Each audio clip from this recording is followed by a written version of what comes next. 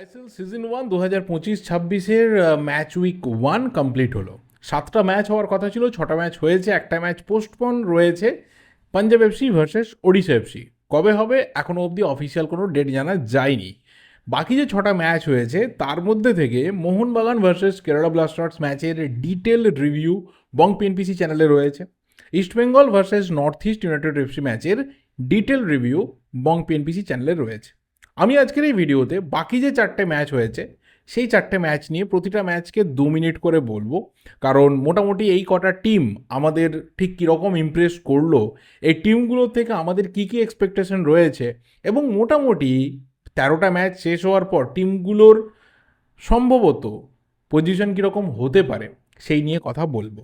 আর আমি খুব ডেসপারেটলি যে ভিডিও বানিয়েছি অন্ততপক্ষে বং পিএনপিসিতে, সেখানে এইটুকু আমি বলেছি বা এইটুকু আমার এই সিজনে মনে হয়েছে যে প্রথম যে দুটো পজিশন অর্থাৎ চ্যাম্পিয়ন এবং রানার্স আপ, সেটা আমাদের কলকাতার দুই প্রধান অর্থাৎ মোহনবাগান এবং ইস্টবেঙ্গলের মধ্যে থাকবে। কে হবে না হবে, কে কতটা নিজেদের শক্তি ধরে এগিয়ে যেতে পারবে এবং ফিনিশ টাচ লাইনে গিয়ে তারা শেষ করতে পারবে, সেটা তো সময় কথা বলবে। কিন্তু অন্ততপক্ষে আমার যা মনে হয়েছে যে মোহনবাগান এবং ইস্টবেঙ্গলের মধ্যে যে ব্যালেন্স রয়েছে, যে স্ট্রেংথ রয়েছে, সেটা বাকিদের তুলনায় একটু হলেও বেশি।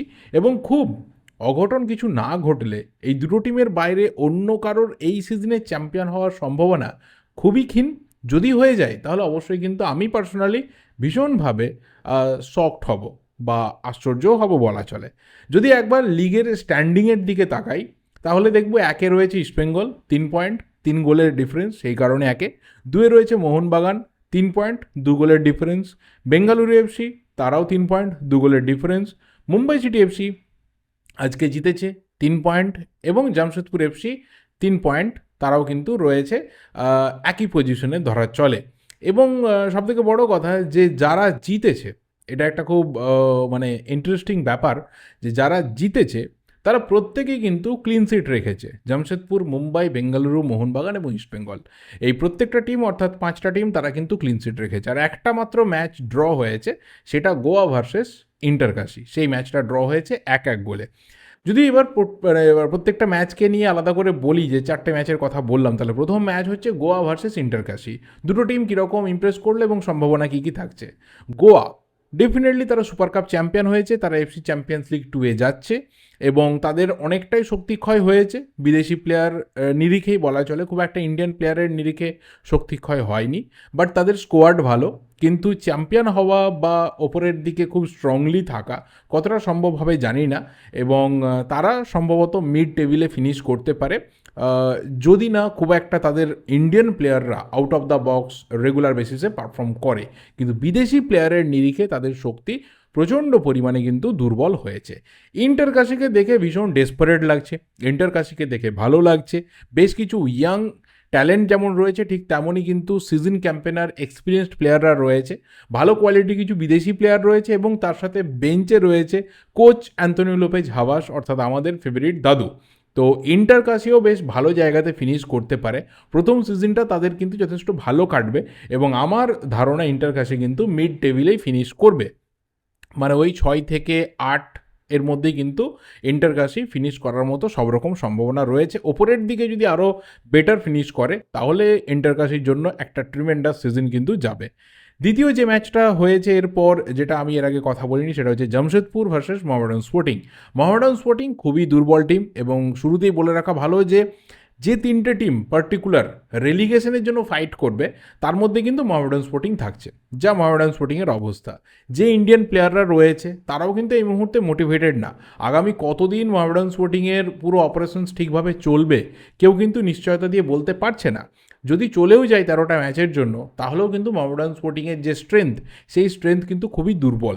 যদিও জামশেদপুরের এগেনস্টে তারা সর্বস্ব দিয়ে চেষ্টা করেছিল, কিন্তু জামশেদপুরের টিমটা এতটাই ব্যালেন্সড, এতটাই তাদের আনটাচড একটা ইন্ডিয়ান স্কোয়াড রয়েছে, যাদেরকে অন্য কোনো ক্লাবে আমরা যেতে দেখিনি মেন কোর স্কোয়াড থেকে। জাস্ট আমার মনে পড়ছে আশুতোষ মেহতা বেরিয়ে গেছে, এর বাইরে খুব বড় নাম আমার মনে পড়ছে না। পুরো টিমটা কিন্তু ইন্ট্যাক্ট রয়েছে, ভালো বিদেশি প্লেয়াররা এসেছে, মাদি তালাল পুরো খেলাটাকে কন্ট্রোল করেছে। এবং সবথেকে বড় কথা, আমরা বেঞ্চে দেখতে পাচ্ছি চ্যাম্পিয়ন কোচ ওয়েন কোয়েল, তিনি কিন্তু আবারও জামশেদপুরে দায়িত্ব নিয়েছেন। তো জামশেদপুরের মধ্যে সম্ভাবনা রয়েছে কিন্তু টপ 4-এ শেষ করা, এবং মোহনবাগান এবং ইস্টবেঙ্গলকে যদি কোনো টিম বেগ দিতে পারে অন্ততপক্ষে সেটা জামশেদপুর হতে পারে, তাদের যা শক্তি রয়েছে সেই নিরিখে বলা যেতে পারে। এক্সাইটিং কিছু প্লেয়ার রয়েছে, তাদের দিকে আমরা অবশ্যই নজর রাখবো, যেমন মোহাম্মদ সানান রয়েছে, ঋত্বিক রয়েছে, নিখিল বার্লা রয়েছে। এই প্লেয়ারগুলোর দিকে আলাদা করে নজর রাখতে হবে, অ্যান্ড ডেফিনেটলি জামশেদপুর যথেষ্ট ভালো সিজন কমপ্লিট করবে। এর পরের যে ম্যাচটা হয়েছে সেটা হলো Bengaluru FC versus sporting club Delhi. একইভাবে মহামেডান স্পোর্টিংয়ের সাথে স্পোর্টিং ক্লাব দিল্লিও কিন্তু ওই বটমের দিকে বা একটু রেলিগেশন ফাইটের দিকে থাকার মতোই একটা টিম, কারণ তারা প্রচুর ইয়াং প্লেয়ারদেরকে নিয়ে স্কোয়াড তৈরি করেছে।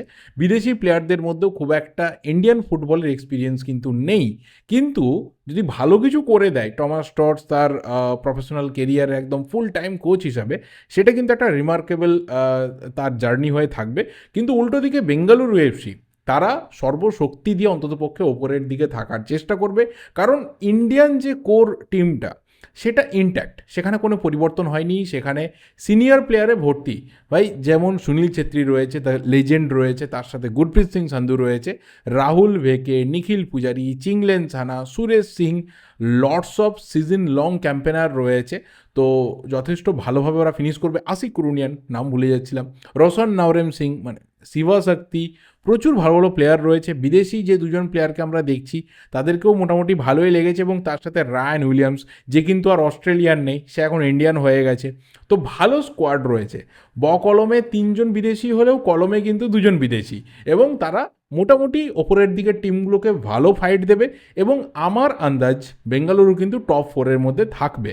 এর পরের যে ম্যাচটা হয়েছে সেটা হচ্ছে আজকের ম্যাচটা, অর্থাৎ Mumbai city versus Chennaiyin FC. এই ম্যাচটা আজকে প্রীতম কোটালের ওন গোলে চেন্নাইন এফসি হেরে গেছে, মুম্বাই সিটি এফসি জিতেছে। কিন্তু মুম্বাই সিটি এফসি এবং চেন্নাইন এফসি যদি শক্তির আমরা ফারাক করি, তাহলে আমার পার্সোনালি আজকে মনে হয়েছিল চেন্নাইন এফসি অনেক ভালো ফুটবল খেলবে এবং জিতবে, কারণ বিদেশি প্লেয়ার এবং ইন্ডিয়ান প্লেয়ারের যদি একটা ব্যালেন্স দেখি, তাহলে চেন্নাইকে আমার অনেক বেটার লাগছিল স্কোয়াড ওয়াইজ, কারণ এখানে প্রচুর সিনিয়র প্লেয়াররা রয়েছে। যেমন আমি যদি বলি প্রীতম কোটালের কথা, আমি যদি বলি তোমার মন্দার রাও দেশাইয়ের কথা, ডিন লিয়ানা রয়েছে, এবং তার সাথে মোহাম্মদ নওয়াজ রয়েছে, নামতে রয়েছে, ইমরান রয়েছে, ইরফান রয়েছে। তো প্রচুর ভালো ভালো ইন্ডিয়ান প্লেয়ার রয়েছে। তার সাথে যদি বিদেশি প্লেয়ারদের বলি, সেখানে এলসিনো রয়েছে, বেমাম্মের রয়েছে, নোগুয়েরা রয়েছে। বাট স্টিল এত ভালো টিম নিয়েও কিন্তু আজকে প্রচুর চান্স ক্রিয়েট করার পরেও, বল পজিশনে একটা হিউজ পরিমাণ একটা হিউজ পাস খেলার পরেও কিন্তু সেইভাবে এফেক্টিভ রেজাল্ট চেন্নাইন এফসি নিয়ে আসতে পারেনি। এবং সেখানে মুম্বাই সিটি এফসি জাস্ট ওই একটা সুযোগ, একটা ভালো ক্রস, এবং সেটা ডিফ্লেক্টেড হয়ে গোলের মধ্যে চলে যাওয়া, সেখান থেকে পুরো পয়েন্ট নিয়ে নেয়। কিন্তু এটাও মাথায় রাখতে হবে যে মুম্বাই সিটি এফসির ডোমেস্টিক প্লেয়ারদের ক্ষেত্রে কিছুটা শক্তিক্ষয় হলেও বিদেশি প্লেয়ারদের কোয়ালিটি কিন্তু যথেষ্ট পরিমাণে ভালো। নুনো রেইসকে আমরা দেখলাম আজকে ফুল টাইম খেলতে, আমরা জনি কাউকুকে দেখলাম আবারও অনেক দিন পর ইন্ডিয়ান সুপার লিগে কামব্যাক করতে, অর্টিজ এবং হরহে পেরেরা ডিয়াজ তো রয়েছে। ইন্ডিয়ান প্লেয়ারদের মধ্যে ব্রেন্ডন, ছাংতে, আকাশ, ভালপুইয়া, সাহিল পানোয়ার, বেশ ভালো ভালো কিছু প্লেয়ার রয়েছে। বাট স্টিল অন্ততপক্ষে আমার পার্সোনালি মনে হয় যে চেন্নাইন এফসি স্কোয়াড ওয়াইজ অনেক বেটার। যদি ক্লিফোর্ড মিরান্ডার বদলে একজন ভালো মানের বিদেশি কোচ থাকতেন, হয়তো পারফরমেন্স আজকে অনেক বেটার হতে পারতো। কিন্তু আমি স্টিল এখনও অবধি চেন্নাইন এফসির ওপর অনেক বেটার বাজি রাখছি যে তারা অনেক ভালো ফিনিশ করবে। কিন্তু মুম্বাই সিটি এফসি তারাও কিন্তু বেশ কিছু টিমকে শকিং রেজাল্ট হ্যান্ড করতে চলেছে, কারণ তাদের টিমের মধ্যে এমন কিছু প্লেয়াররা রয়েছে যারা ইন্ডিভিজুয়াল ব্রিলিয়ান্সিতে কিন্তু ম্যাচ বার করতে পারে। তো এই দুটো টিম আমার পার্সোনালি মনে হয় যে টপ 5-এর রেসে কিন্তু থাকবে, if not top 4। Top 5 top 6-এর রেসে তো ডেফিনেটলি থাকবে। তোমাদের কি মতামত প্রত্যেকটা টিমকে নিয়ে অবশ্যই কমেন্ট করে জানিও। পাঞ্জাব আর ওড়িশা এই দুটো টিমকে আমরা এখনও অবধি মাঠে দেখিনি, তবে পাঞ্জাব বেটার করবে, মিড টেবিলে ফিনিশ করতে পারে, কিন্তু ওড়িশা তারা বটমের দিকে থাকবে এবং মোটামুটি রেলিগেশনের ফাইটে তারা থাকবে এইটুকু মনে করা হচ্ছে, কারণ তারা ট্রেনিং লেটে শুরু করছে। সেই অর্থে জানি না টিমের মধ্যে এখন কি রয়েছে, কটা প্লেয়ার কি রয়েছে না রয়েছে, একটা মাত্র বিদেশি প্লেয়ার রয়েছে। তো খুব একটা কনফিডেন্ট স্টার্ট তো তাদের হবে বলে আমার পার্সোনালি ফিল হচ্ছে না। বাকি তোমাদের কি ওপিনিয়ন অবশ্যই কমেন্ট করে জানিও। ভিডিওটা ভালো লাগলে লাইক করো, শেয়ার করো, চ্যানেলে নতুন হলে অবশ্যই চ্যানেলটা কিন্তু সাবস্ক্রাইব করে যাও। Thank you, goodbye and good night.